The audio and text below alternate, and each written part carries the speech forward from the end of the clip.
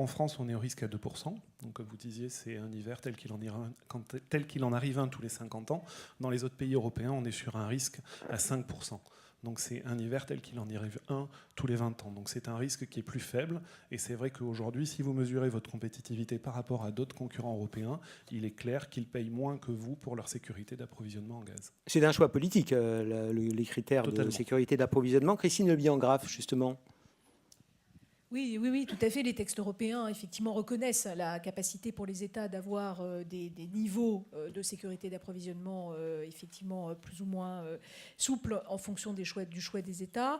Et dans les contentieux communautaires qui ont pu traverser ce sujet du stockage, parce que je vous rappelle qu'on a traversé une longue morne pleine de contentieux sur ces sujets, cette question, elle a été abordée avec la CJUE, qui a totalement confirmé la capacité de chacun des gouvernements à tailler, à positionner le niveau de la sécurité d'approvisionnement qu'il entend effectivement viser, sachant qu'il ne faut pas oublier l'autre terme du sujet, sachant que ce niveau de sécurité d'approvisionnement, il n'a de sens que par rapport à l'assiette des gens qu'on veut protéger.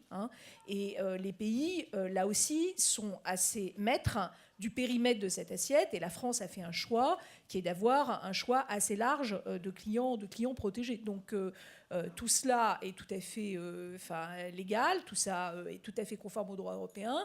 Après, que ce système soit plus coûteux et que personne ne veuille payer le coût du système est un autre sujet. Et je comprends que les fournisseurs jouent leur rôle en disant c'est trop cher, que les industriels puissent dire nous on aimerait que ce soit un petit peu moins cher. C'est, comme vous l'avez dit, un enjeu politique, c'est un enjeu de société de savoir si on veut protéger le consommateur domestique, jusqu'où et quel périmètre de consommateur on veut protéger.